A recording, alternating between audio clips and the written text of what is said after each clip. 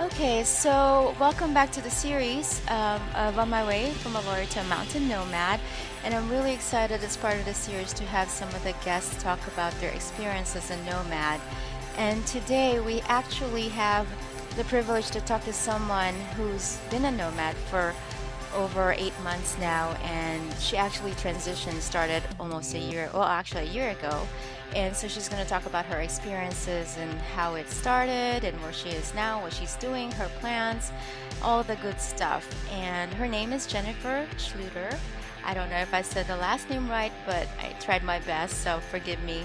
And her website is called discoveringlegacies.com, where she actually writes to inspire a lot of people to pursue their travel dreams and just to go for it and do different things in life, and also just to inspire them to just venture out. So I'm really excited to talk more about her projects and this thing called floating as well, because this is something I've never run across as a traveler. So welcome to the show, Jennifer. Thank you, Marinelle. I'm really happy to be here. Yes, I'm so happy to find you and actually discover your website. I actually saw you as part of the different blogger groups, and I actually read some of your articles. I know there was an article on Matador Network that I read, which was really cool. It was about dating. I think it's about dating German women. I Yes. think okay, that was a fun one I read. So I started finding your articles because I write myself, so I kind of just read other people's articles, and I thought that was a fun read. And then you also wrote something. I think it was just more on your page that you noted you were in Tanzania, and that caught my attention because I spent a lot of time in Tanzania building my trekking company over there as well. So I'm really excited to talk about your adventure and your journey. I'm curious to know, first of all, how this all started. Where were you before you started becoming a nomad? Before I was actually in Los Angeles, California, because that's where I was living at the time. I was living there for 8 years because I'm originally from Germany, and I had a job there. It was a 9 to 5, but I've always wanted to see the world, and I've always wanted to see more. And because at the time I did not have a boyfriend or any kids, so I was like, when, if not now, would I travel the world? And it was hard to leave because I had all my friends there and my job and everybody there.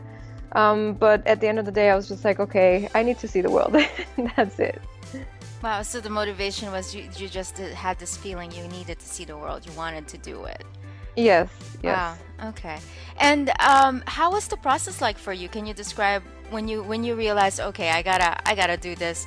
What were the steps that you took to get where you are now?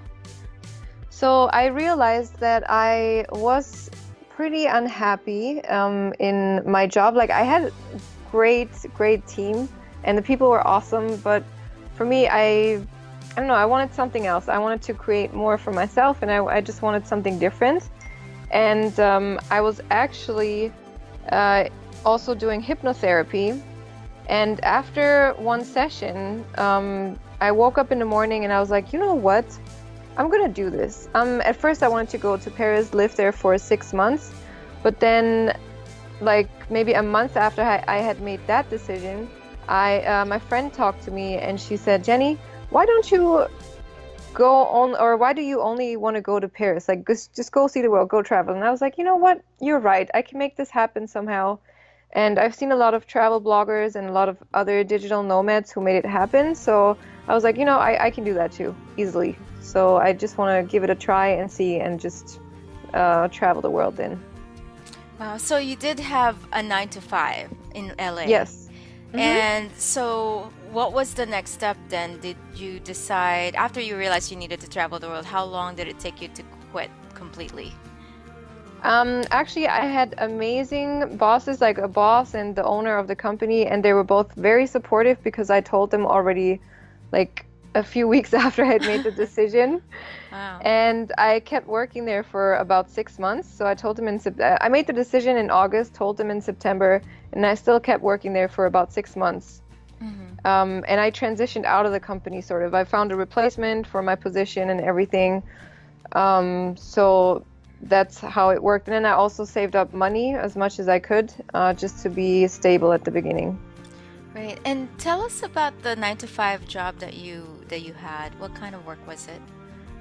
It was a very lenient 9 to 5, I have to say, because I was a newspaper editor. I Huh. would I would go to the office from 9 to 5, but oftentimes I would find myself doing interviews, and they were also sending me to do like an education in like product management for startups, and it was a very interesting job. And I got the chance to go to theaters and events and whatever I wanted pretty much. Um, but I was still there most of the time from 9 to 5, Oh, okay.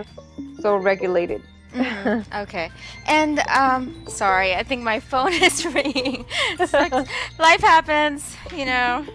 Yeah, I had my That's own too earlier. I was yeah, sorry. I totally forgot that one. So anyway, moving on. Um, Obviously, I'm not gonna just. I'll leave it in. I'm not even gonna edit it. So oh well. like, So that happens. that happens. Life happens. So that's actually the mantra for my company. Life happens on the move. So moving on. I mean, this is great because I mean, your 9 to 5 is a bit different from my 9 to 5. So it's kind of nice that they're lenient, and you actually told them. So that's actually a kind of a nice extra thing because sometimes you have to just keep it to yourself, whatever you plan to do, and then just quit. So and then from there, what was the next step after you quit your job? From there, I had already booked a few travels. I did the last US trip that I did was with my friend to Seattle. And then I went to Germany to see my family for a bit, because then my mom and I had actually planned a trip to Morocco. And then I had planned a few trips to, like, one of my friends came over from the US, and we did Iceland, Denmark, Sweden, Norway. And then Prague was planned, and I had another trip planned with my friend. Like, it was a lot of trips planned with friends from the US, because they Okay. all wanted to see Europe. Okay. And so did you before you quit your job, did you actually create a plan for what you were gonna do? I should have planned more, because my plan was to just basically, I have money saved up. I'm going to be comfortable for a little bit, and I'm going to figure it out as I go. Okay. However, I wished I had more of a plan than I actually had. Yeah, well, I mean, there's good and bad things about that. So, well, tell us the biggest fear then in terms of jumping into this kind of lifestyle. The biggest fear was only how to make money, and how to be, um, yeah, just how to make money and support Okay. myself. That was the Okay. biggest fear. And Because I've traveled before, and other than that, I didn't have any fears. ah, and so with that fear, now that you've been doing it for 8 months, how realistic is this fear then, you think, in terms of the money? It's still realistic, because you never know Yeah. where and when the next paycheck is gonna come, and then people are not paying on time, Mm. and all these little things. So Yeah. you have to plan well. Yeah. And so it sounds like quitting your job wasn't too hard then. I mean, it was an easy transition, it sounds like, for It you. was, because I was very blessed with the people in my Yeah. company. Okay. So it's nice, yeah.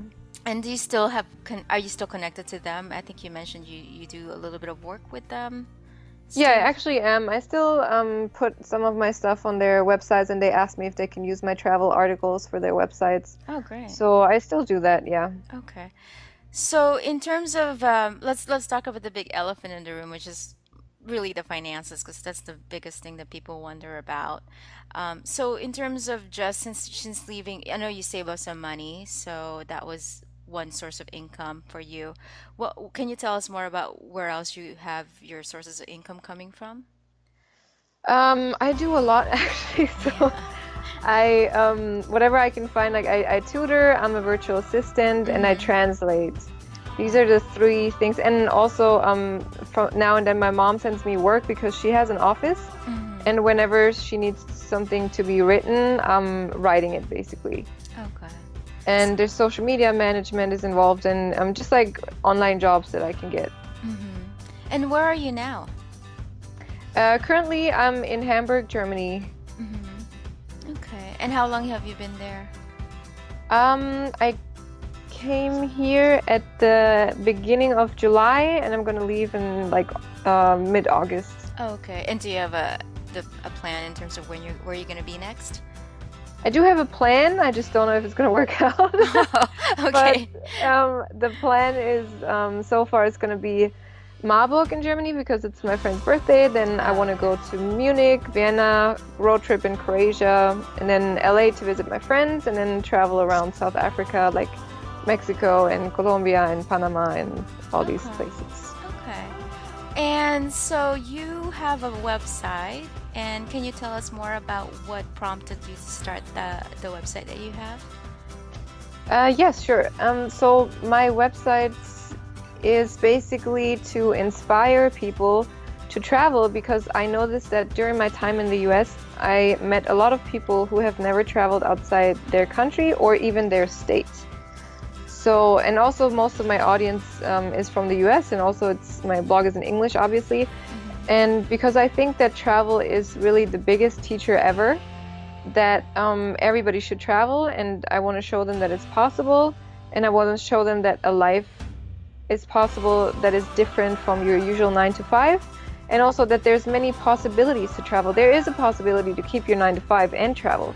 There's a possibility to travel and work abroad. There's a possibility to travel and work online. There's all these possibilities for Yeah. traveling. So that's what I want to show. Actually, I like that because that's probably the part that people don't know about is how do you do it? It's almost like people get stuck at the idea that there's just no way. It's just a 9 to 5 world. Either that or you quit everything and there's nothing else. So, Exactly. And also, there is a lot of people also don't know that there are, accommodation in exchange for work. There is house sitting, there is couch surfing, there's all these ways out there that you can make the travel happen, and it doesn't even have to be that expensive. and you mentioned personally you're doing some of these things. You mentioned virtual assistant. Can you tell us what that is? Just people may not know what that is. It's actually kind of a newer role these days in terms of online work. Very true. So virtual assistant is basically anything that you can do for a company from your laptop. So let's say you can do research, email organization, photo editing, what else? Like you can do writing, editing, just everything you can do on a laptop, but you are not physically present in the company, you just work from your laptop. And how do you get started with that? Is there an organization that you connect with, or is it more freelance? How does that work? I actually got started because I came across a Facebook group by Hannah Dixon, and she has a challenge for virtual assistants, basically a 5-day challenge how to get into a virtual assistant position. And this challenge helped me a lot, and it got me my first 3 clients basically within 5 days. So it was really amazing, and you can also they have you figure out your strengths and what you should be doing, what you should be working, how you should position yourself. And a lot of the jobs there are jobs on Upwork.com or freelance or whatever, but the jobs that your bosses that really value you, you can find them on Facebook because they're the ones who pay you like 20, 25, 30 an hour versus Upwork where they are searching for cheaper work, which is like $2 or $3 an hour. Oh, okay. Yeah, I've heard of Upwork. I just haven't really explored that website. So you mentioned Hannah Dixon. Is that a page or a group or? She's a virtual assistant trainer, and she has her own company also around that. Okay. Okay. Yeah. So there is a where you can start somewhere with it and then build up. Okay. Yeah, so I can give you the link and you can put it in the we can description. share it with other people that are interested. Yes. The other thing is you mentioned tutoring as well. What kind of tutoring is it? What kind of role is that? I do Skype tutoring, English tutoring for people, especially for Germans, of course, and also math. Okay. And that's also virtual, online. Yeah, you can do that via Skype or whatever. Okay, great. So there's just so many ways, and it sounds like your website covers those different ways you can deal with the finances in terms of traveling. I don't have. Yeah. I have some stuff on there Okay. about that. Yeah. Resources, yeah. Okay. Yeah.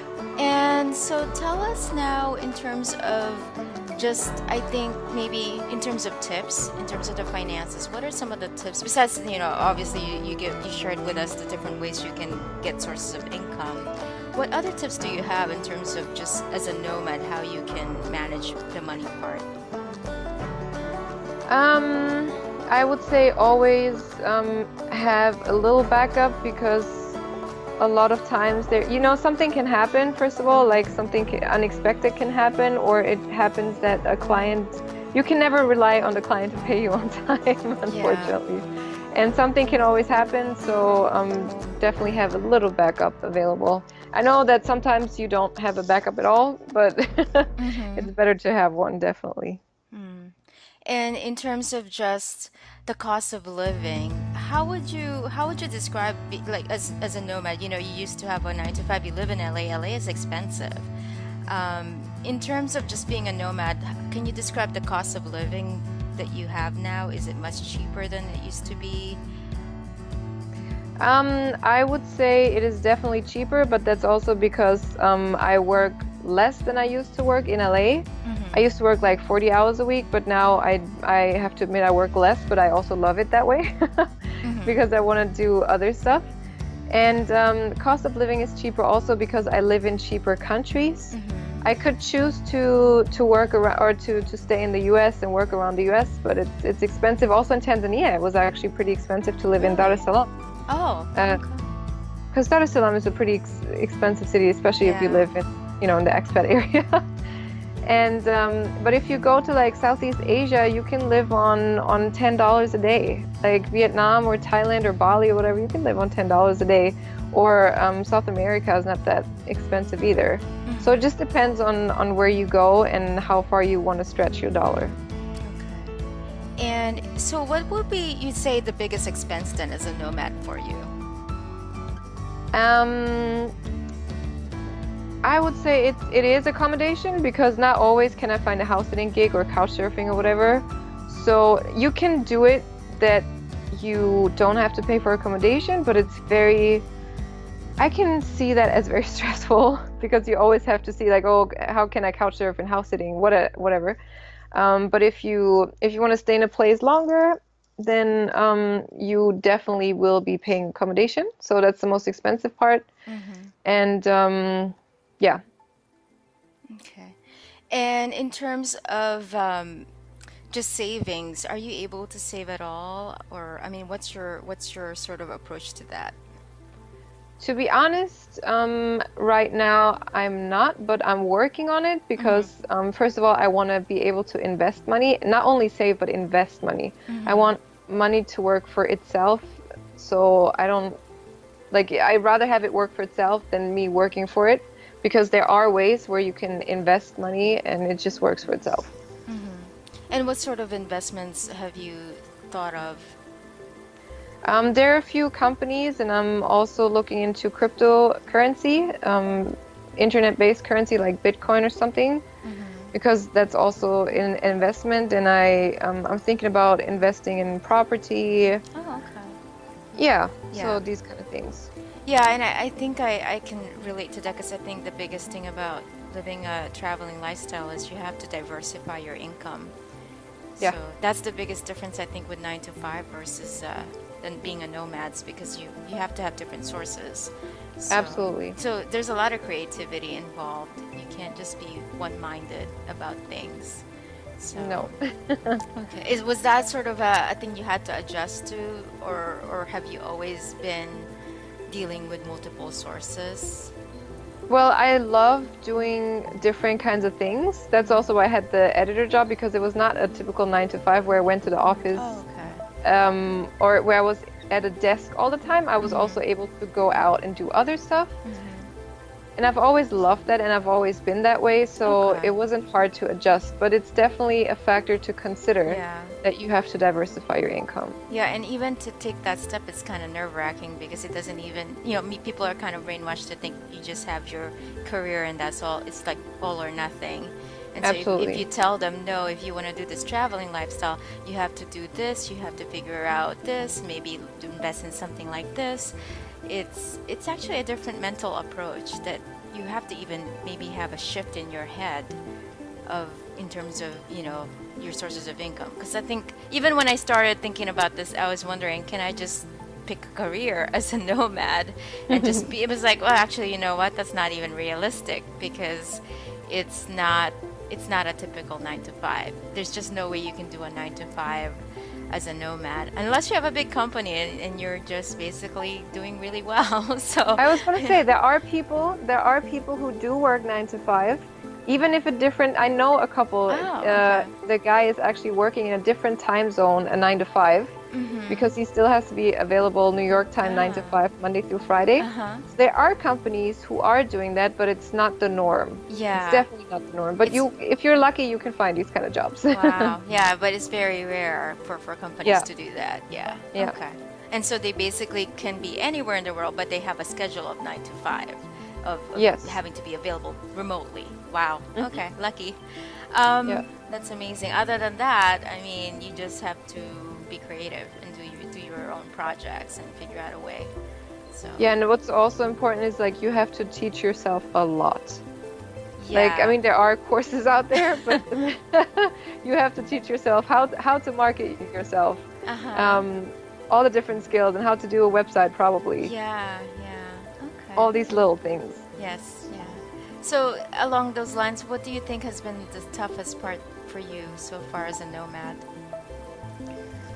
Um, the toughest part is, I would say, meeting amazing people and then having to leave because you've already planned another trip, I feel Mm-hmm. like. Mm-hmm. Because everywhere in the world, I just meet amazing people and Sure, it's I just great agree. people. And Yeah. yeah, I have to leave. Oh. Well, then you can always see them later on. That is true. Because you're a nomad. It's never like, it's not like you go back to a 9 to 5, so. Exactly. It's not like you can never see them again. Exactly. Exactly. So it's not really a bad thing. You just take a break from them. So, Yeah. and in terms of just okay, so what do you think are the best things about it? I mean, you can name how many you want. I'm sure there's a lot of good things about it. Oh, there's a lot. Yeah. I don't even Okay. know where to start. Yeah, Okay. let's tell people about it. The best thing is that you can make your own schedule. If you want to sleep in, you can sleep in. You like that's really the best thing, to make your own schedule. Or if you want to do work on a Saturday night, and if you want to be creative, if you are in the flow of the creativeness, then you can just create whenever you want. If you're a late night person, you can create then. If you're an early morning person, you can create then. And then another good thing is that you get to see so many places, you get to know so many places, so many people, so many foods, so many everything. And it's just the best teacher. Like the last 3 months I spent in Tanzania, and I have never been through, I would say, a more challenging time. But at the same time, it's been the best time because I've learned so many things, and you can learn about all these different ways of life, like how people in Tanzania live versus how people live in South America, wherever, like in any part of the world. Hmm. So I absolutely love it. I love being a digital nomad. Hmm. Yeah, the Tanzania, but how long were you in Tanzania? At first, I was there in December for a month, where I did house sitting because I didn't want to spend my winter in Germany. That's another good thing too. You never have to be in the cold anymore if you're not Oh, a yeah, person that that's loves to be in the true. cold. Because the Earth is your home. You can go whichever corner of the Exactly. planet. So that's kind of nice. Like go into a corner in your house instead of the house, you actually go in the corner of another Yeah. country. So it's awesome. Yeah. Wow. So 1 month, and then did you go back again? And then I went back, yeah, for 3 months. Oh, so you were there a significant amount of time. Yeah. How did you like the country? I love the country. I love the people. I love the people that I met there. There's so much to see in regards of like wildlife and nature, and it's just incredible. Okay. And so, so this was one of the countries you've been to. Did you go to other parts of of Africa as well, or is it just Tanzania? Yeah, also South Africa and Okay. Swaziland. Oh, okay. Great, great. And were there some challenges along the way? Because I know it's a bit of a different world from US, you know, and I have clients who climb Kilimanjaro.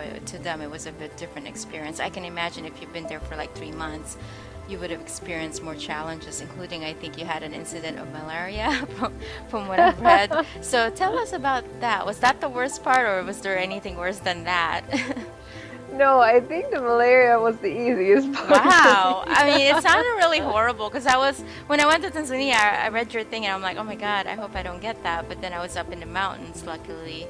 And I know I'm going to avoid this rainy time in Tanzania, which is spring. So, because I know Yes. I heard the rain is really bad. And I think you kind of noted that. It was not that bad. Actually, it was even less rain than here in Germany in the Oh, summer right now okay. since I've been in Hamburg. Oh, okay.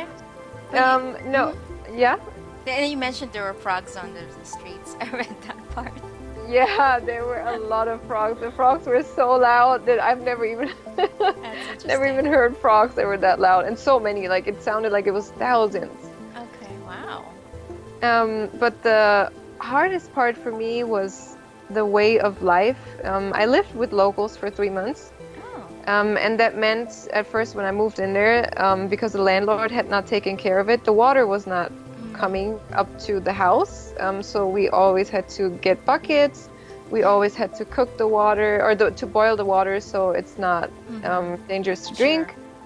And just the way of life in regards to time, because I would say, and probably not all Africans, but a lot of people on the African continent have a different perception of time, Sure.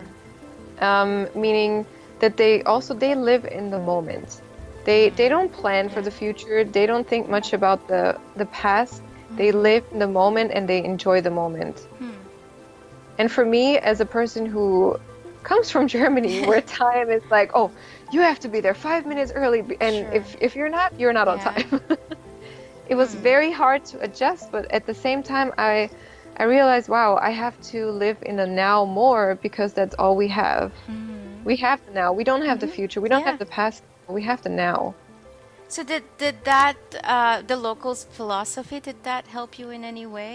Did you feel that was kind of a good thing to learn, or what's your thought? Absolutely. Okay. Yeah, absolutely. I mean, and I had to adjust because I was living with locals, so I had to adjust Yeah. my way of being and my way of life. But it Mm-hmm. was not bad. Like it was a big challenge and it was very hard to adjust. Mm-hmm. But now that it's passed, I feel like wow, I've learned so much and I got happier through that. Mm. Yeah, I think that's the thing I learned about traveling though, is live in the moment. It's sort of just a reminder of, because a 9 to 5 world, we're always planning things. We have to go to work the next day. We think about our projects, the deadlines. But when we travel, that really is what you have. You then say goodbye to the people you meet, and then you move on. And so it's Hmm. actually one thing I learned from traveling, from my own experiences. I learned that you end up attaching to some people that you meet, you connect, and then you have to learn to detach. So it's kind of a difficult thing, but once you get used to it, it kind of feels like a flow. So so in a way, it's a good thing because you're sort of immersing yourself 100%, but then be able to let go 100% at the same And time. enjoy the next moment. Yes, because if you hang up on on the past, then you're ruining the present, right? So Yes, absolutely. it's just, yeah, I hear what you're saying. So it's kind of nice to be able to be reminded of it. And that's the thing. It's like when I come back to the U.S. after a long travel, I'm thrown off by the mentality here where everything has to be planned and that we have to know everything now. There's no such thing. Exactly. There's no such thing as just like, oh, just let it be. It'll happen when it happens. So that's Yeah, and you realize also that you if you live in the US or in Western Europe and you go to a developing country, you also realize how lucky you are to have a warm shower that is working. How yeah, lucky you are that you don't have to boil the water every single day in order to drink it. yeah, And how lucky you are that you don't have to worry about wearing long clothes in like 30 degrees Celsius weather because there's mosquitoes at night, or mosquito spray yourself with Mm-hmm. mosquito repellent like every Mm-hmm. single night. You don't have to worry about these things. Life is Yeah. actually very comfortable in Western Europe and the US. Yeah, that's true. So you have to just count your blessings, be happy with what you have. Yes. So it's very humbling when you travel and learn that. So I totally agree. But I want to go back to the malaria thing because here's the thing. As I'm in the process of becoming a nomad, and I think one of the things I'm worried about is health. And just because I think, one thing I've realized since I've been in my career is that I've been so comfortable that I have insurance all this time. And I wonder how it would be like being a nomad and if you ever get sick or injured. I mean, I know there are travel insurances that are available, and I don't know if you've ever looked into that or what your thought is in terms of how to deal with medical insurance and that kind of aspect of being a nomad. I have, but I currently still do have a German insurance, Oh, yes, and it yeah. covered most of the things. Hmm. But also, there are two companies that I keep hearing about because travel bloggers review them a lot. Hmm. And the two companies that I keep hearing about is World Nomads, and then there's one that's from it's Allianz. It's Hmm. like Allianz Travel Insurance. Yeah. I don't know how you pronounce it in English, like Allianz or something. No, but it's actually a German company, and they Ah, also offer travel insurance, and most travel bloggers actually mention those two. okay. And but you, And mhm. But for you, yeah, go ahead. you actually have insurance connected to it, the German from Germany. You're from Yeah, Yeah. because that still works, and they also like to a certain amount, it covers my time abroad. But Hmm. sometimes it doesn't. I would Hmm. not recommend that to anyone. Just saying that, but I'm saying sometimes I do go without insurance. Oh, okay. But so for the most part, you do have something. So you have something to Yeah, fall back on. I yeah, mean, but do you, because I think it's kind of just depends on the person, I suppose. Some people have it, some people don't. You kind of just take the risk. And also, I think one thing I noticed is that I think it's generally true that some countries it's cheaper to get treatment compared to US, yes, right? So you may not yes, even need insurance. yeah, I hurt myself in the past and I got treated for free actually. So we're talking about like some places just give it exactly. for free, which is amazing because in America that will never happen, right? You go in for a bandage for a little like treatment, you gotta pay like a few $100s. I was shocked. That was actually Montenegro, of all places. So Wow, that was nice. kind of nice.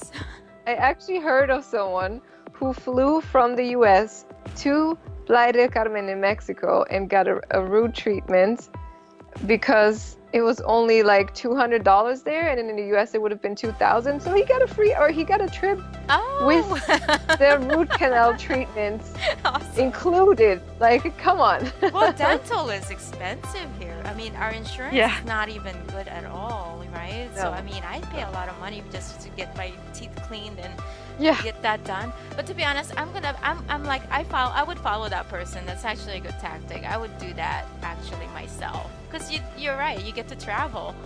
Of course. Right? That's not bad, and then get something done. And actually, I think it's not like I think people are probably thinking, why would I want to go there? The doctors may not do a good job or they're kind of sketchy. But I don't think that's always No. true, No. right? Okay. Mm-mm. So you agree? Because I mean, I'm Filipina and I'm from the Philippines, so I have a brother who's a doctor. So I trust that he's credible. So I wouldn't say actually that if you go to a country like that, that just means all the doctors are like not incomparable to the U.S. standard. I think some of them are great. So. Some are probably even better. So, Even better, yes. You you get know, value for your money, right? So, yeah. so I think that's something that needs to be sort of put out there because I think a lot of people have misconceptions about that. That what? You're crazy? You're gonna go to Mexico to get something done? So Totally.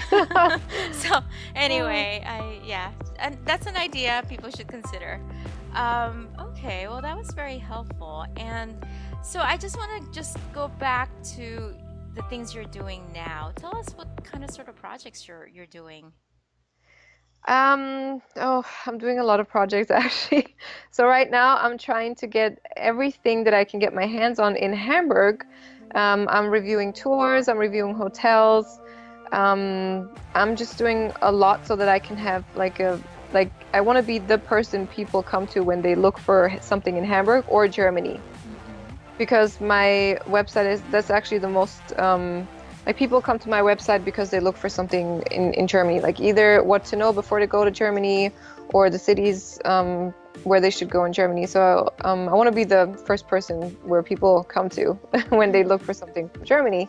So I really try to do that. And then I'm also working at the same time on a video project where I'm producing videos as an advertisement for City, basically. So it's kind of campaigns. But I don't want to say more about it for now, because it's still in the process. Sure, sure. And then I'm having my virtual assistant stuff, whatever. And then I have the traveling floater project. I don't know if you want to talk about it later or Sure, now. yeah, we can talk about it now. I mean, yeah, I definitely want to learn more about this. Okay, so the traveling floater is basically, I discovered floating last year in LA still, right before I left, like a month before I left. Actually, a Tinder date told me about it. So I had to try it, and I tried it in LA, and it was absolutely amazing. So floating is basically when you go to a float center and you lay in either what is like a room with a bathtub or like a bathtub room, so to say, or it's just like something like a capsule or a pod basically where you lay in, and the water is about knee deep and it's filled with Epsom salt. And you line the water and you do not drown. Of course, like or you even if you could fall asleep in that water. It's safe. There's Yeah. super safe. There's nothing that's dangerous. And then you close the door or the pot, whatever it is, and it's going to be dark in there, and you won't hear anything because it's mostly soundproof. Sure. So all of your senses are deactivated. Like you don't hear anything, you don't see anything, you don't feel anything barely, because also the temperature is as warm as your skin temperature. So you can meditate in there, or you can just let it be, like let everything be. Okay. And that is it's becoming a trend more in the US, and also in Europe, in Australia and New Zealand they have a lot, not so much in Africa unfortunately, or South America either. But whenever I go to a place that has float centers, I am floating, and I'm interviewing the owners, like what it's like to have a float center and why did they want to have a float center and all this stuff. And they let me float in exchange for that. So that's always a lot of fun because I meet great people through that. Oh, that's awesome. I mean, I've never even heard of floating until I met you. So when did this start? It's just, I mean, I don't know why I've never run into it, but The floating? yeah. When they float? Yeah. Okay, floating started in the 1950s. Oh. And they had actually tanks that were, and they had like a panic button and a mask. So it was not really developed yet. But the 70s and 80s, it really got developed, and there were a lot of centers. But then the AIDS crisis happened, and people, saw it as not hygienic and everything. So they were closing down a lot of centers, and within the last 2, 3, 5 years even, it became a trend again because a lot of people are talking about it in their podcasts. Like Joe Rogan is a very famous podcast for that. And also NBA players like Steph Curry, for example, are doing it to really enhance their performance. Interesting. So it kind of came back, and it's now become more acceptable, I think, in terms of what it does and the benefits. So Yes, absolutely. Wow. So in the US, it's all over. I mean, different major cities would have them. It's all over. Like every single major city has at least one float center, or 2 or 3, if not. Yeah, so a lot of centers are opening currently in the US. Okay. And I think what I'll do is I could add a link to any resources, like sites, for this, because people want to check out if they have a floating center, then maybe they can check that online link to see if they Absolutely. can find one.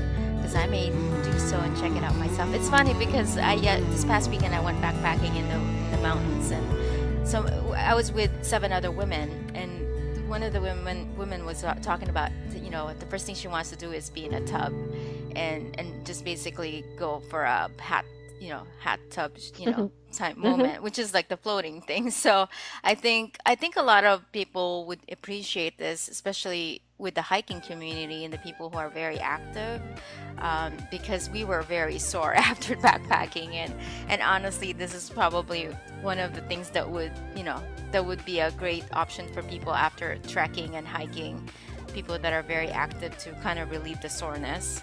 Sounds like Absolutely. an It's amazing wonderful thing. for Yeah, that. because I've tried it before with Epsom salt, and it does a lot of wonders for your body. So, but it would be awesome to just get a group to go, for people who go hiking and trekking, to kind of like a social thing, a social event. So that Definitely. would be awesome. Um, so that's really great. And so, in terms of just your future plans, I mean, are there any other upcoming plans that you have? You're pretty much, it sounds like you're really busy. Yeah, I don't even know what I should do first because I have always so many ideas and Yeah. things so much on my mind what I could do. Like, I would love to do a podcast. I would love to get into nutrition more. I would love to get Uh, into hypnosis more and yeah. all these things. Yeah. And so there's the plan. So I had planned to be in Hamburg for a little bit longer and to try, Hmm. maybe perhaps even have a job here. But I was like, no, I love the traveling life so much and just I have not seen Hmm. close to what I want to see, not even close to what I want to see. So I really want to stay on the road. I want to go to different places, different countries, different continents, Hmm. and explore and create and write and inspire people to just keep traveling and show people places that they haven't even thought about going to. And Hmm. just also a lot of people were like, oh, you're going to Tanzania? I don't even know where that is. And so I was the one showing them. Yeah. And yeah, just want to do so many things. And then I also want to get into hypnosis so Hmm. that I can do that from the road because you're also able to work with people via Skype. Hmm. Oh, really? And Hypnosis, you can do it by Skype now? yes, yeah, Wow. you Uh, you can do it via phone, via Skype, and Interesting. the girl that I'm working with actually she does it also via Skype sessions or Hmm. Zoom, Hmm. and she records the session so you can listen to it every single day. Oh, wow. It's amazing. It's amazing what you can do these days with a computer. Right? You're so It's connected. kind of scary actually in a way, but then it's kind of nice at this time, at this, Yeah. at this moment, but later on, who knows how far it can go, right? So Yeah. maybe Crazy. everyone will quit their 9 to 5 and no one will ever do 9 to 5 again, right? So, Yep.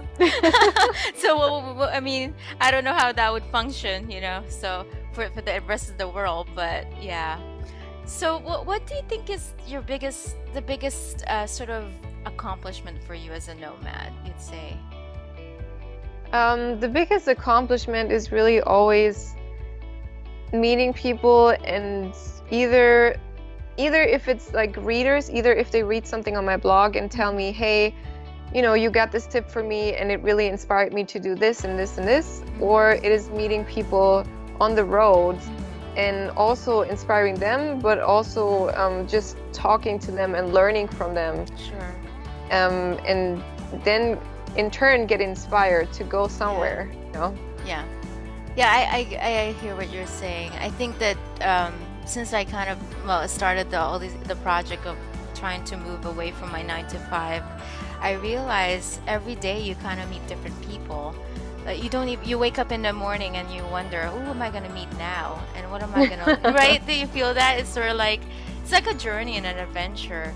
It actually changed my day-to-day sort of perception, because when I did the 9 to 5 and that's all I did, it was kind of robotic.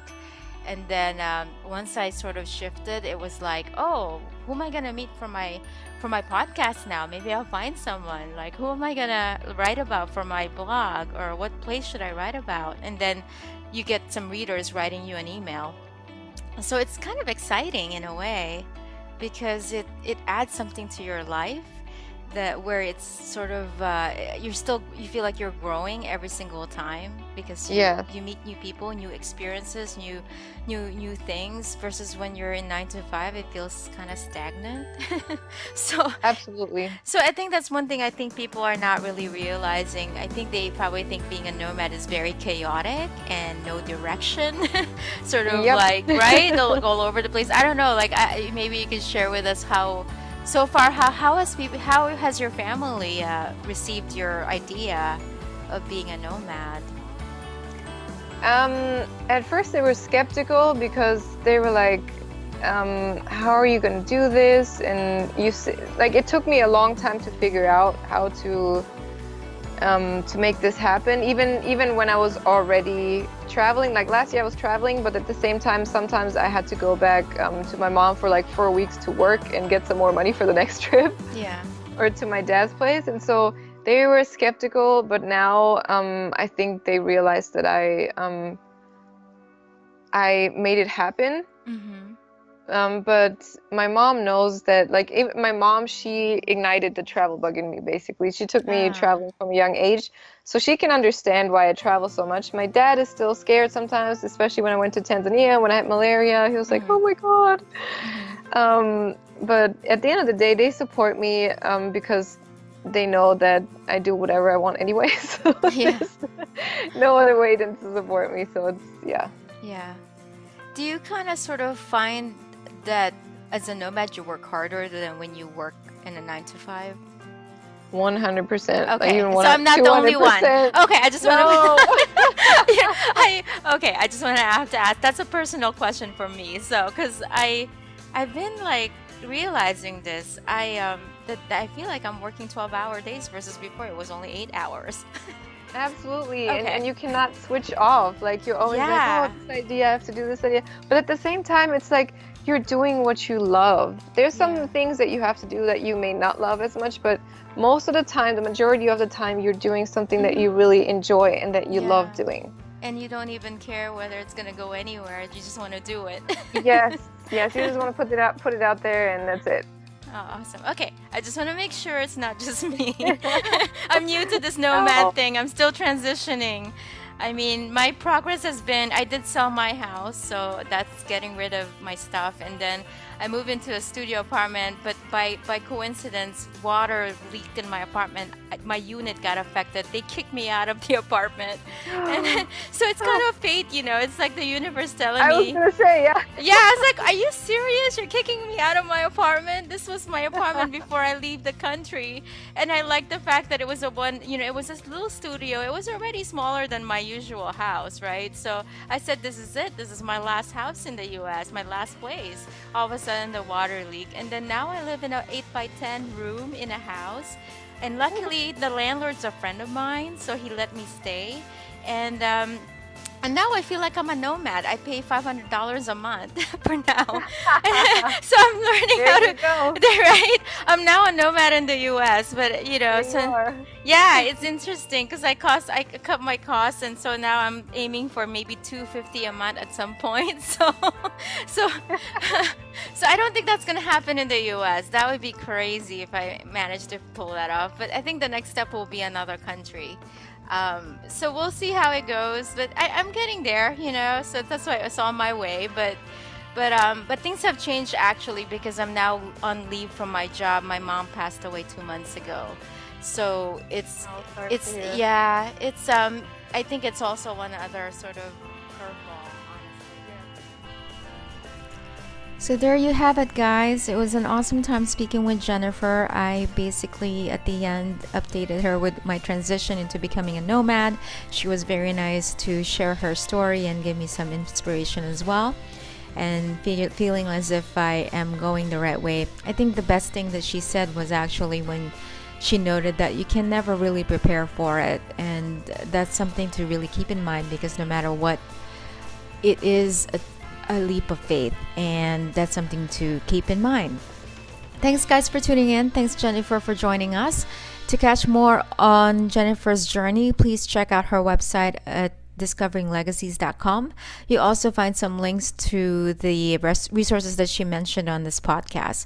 Until next time, take care, everyone. Bye bye.